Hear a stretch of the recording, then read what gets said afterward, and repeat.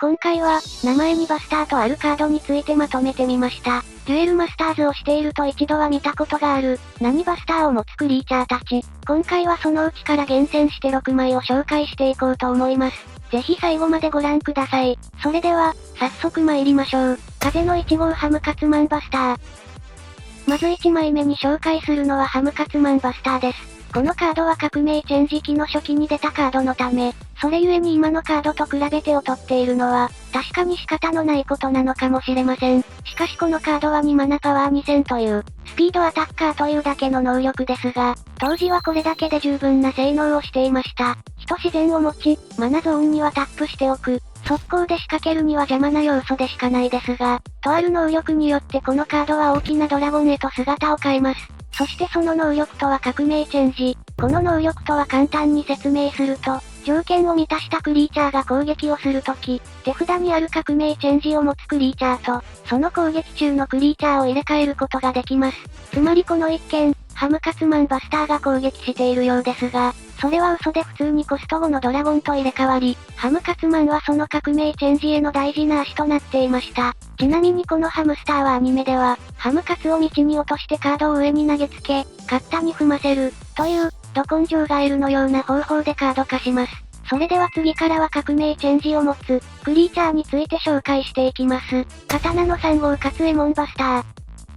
次に紹介をするのはこちらのカード、刀の3号カツエモンバスターです。コスト後の日、自然を持ち種族には革命軍、ハムカツ団、そして優秀なメガドラゴンを持っています。先ほどのハムカツとは違い、鎧を着たような成長した姿を見せています。革命チェンジの条件は自然か火のクリーチャーとなっているため、先ほどのハムカツマンバスターはもちろん、ブレイズクローやスナイプモスキート、ポレゴンなどの幅広いクリーチャーと革命チェンジができるのです。しかしこのクリーチャーの優秀な点は、バトルゾーンに出た時の効果です。このクリーチャーが出た時、自分のクリーチャー1体にスピードアタッカーを付与します。これにより1ターン目にブレイズクローなどの、コスト1のクリーチャーを出し、2ターン目にクリーチャーをもう1体場に出しながら、ブレイズクローをカツエモンバスターにチェンジさせることで、安定して2ターン目にはシールドを2枚割ることができます。3ターン目にあと2打点プラスで作っておくと、ジャスキルになるという速攻性を持っています。このように革命チェンジとは低コストのクリーチャーが、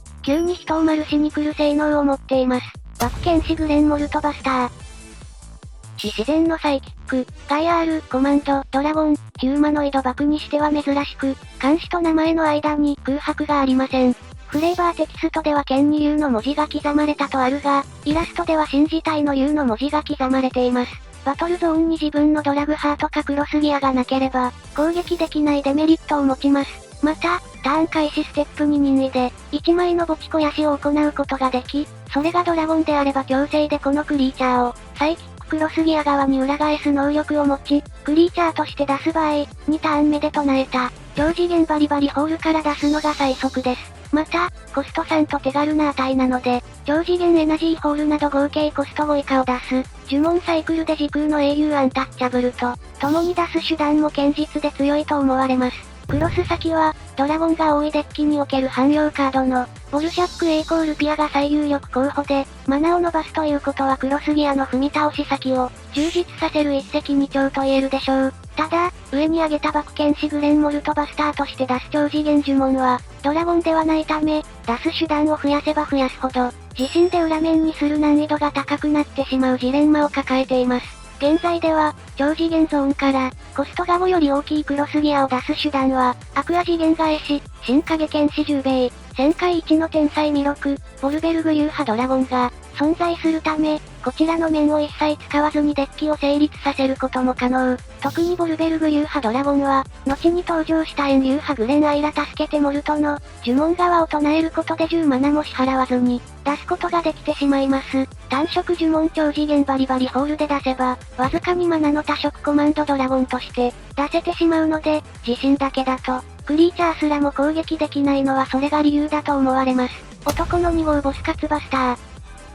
次に紹介するのは男の2号ボスカツバスターです。こちらも先ほど紹介したカツエモンバスターと同様に、コスト後の日、自然、種族は、メガドラゴン、革命軍、ハムカツ団となっています。しかしこちらはハムカツ団の象徴である、革命チェンジを失う代わりに、スピードアタッカーを得ています。場に出た時に発動する効果では、パワー2000以下のクリーチャーを破壊することができるため、革命チェンジのメタカードたちや、当時ではやったレマンなどの初動カードを潰す役割などで霊峰バスターに採用をされていました。しかし似た特性で、メガキリキリドラゴンや、絶叫の悪魔竜イービルヒートがいたため、パワー2000以下を破壊する程度の力では、力不足が否めないカードではありました。破壊できるクリーチャーがあれば暗黒外ヘルミッションや、タップ状態の超復讐ギャロウィンなどが、横にいると能力が裏目になってしまい、革命チェンジを使う前に、このクリーチャーが破壊されてしまいます。ちなみにボスカツバスターは修行をして手に入れた姿であり、男の2号ボスカツというカードもあります。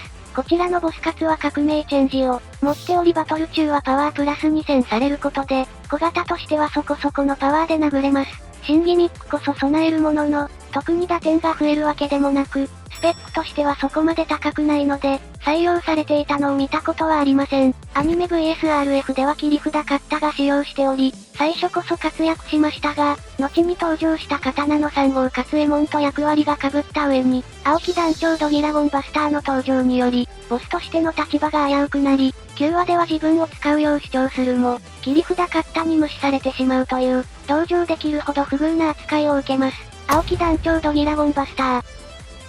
青木団長ドギラゴンバスターです。DMR21 で登場した非自然の、種族はメガコマンドドラゴン革命軍ハムカツ団。このクリーチャーが革命チェンジを最強にしたと言っても過言ではなく、極めて長い間、環境トップで環境に甚大な影響を与えながら、前線で走り続けました。その走りを止めるために、公式は関連パーツの殿堂入りを試みるも、10枚以上の殿堂をかけてもなお、その足が止まることはありませんでした。このカードに関して、今一度効果を見てみます。革命チェンジ比または自然のコスト5以上のドラゴン、トリプルブレイカー、自分の多色クリーチャーすべてに、スピードアタッカーを与える、ファイナル革命このクリーチャーが、革命チェンジによって出た時、そのターン中に他のファイナル革命を、まだ使っていなければ、コストの合計が6以下になるよう、進化ではない多色クリーチャーを好きな数、自分のマナゾーンまたは手札から選び、出す。もちろん革命チェンジを持っているため、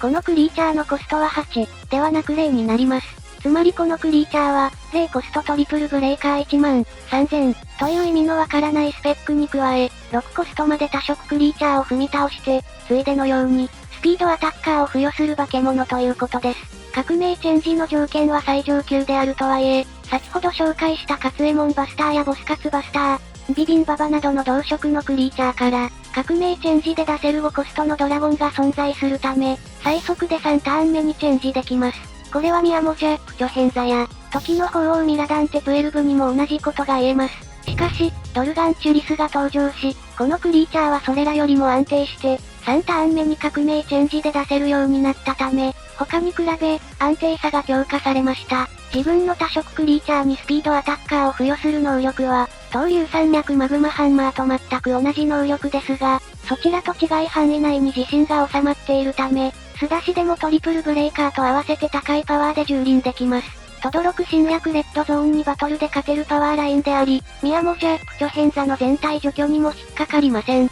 が、やはりその進化はファイナル革命と合わせることで、凄まじい猛攻を可能とする点にあります。目玉能力のファイナル革命は、登場時にコストの合計が6以下になるよう、非進化多色クリーチャーを手札かマナゾーンから、好きな数コスト踏み倒しするというもの。コスト合計が6以下であれば良いので、コスト2の多色を3体出す、といったこともできます。踏み倒したクリーチャーはすべて、このクリーチャーの効果でスピードアタッカーになるので、攻撃に参加できるほか、そのまま革命チェンジの元にすることも可能です。つまり、3ターンで余裕でダイレクトを狙える、死のリレーが完成します。そしてこの環境に最も影響を与えたカードは、GP のインタビューで開発者に、強くしすぎたカードとして名を挙げられ、2年間環境で暴れた後に殿堂入りを果たします。しかしこの後、ドギラゴンバスターの後継者が現れるのはまた別のお話です。龍剣聖王後期章。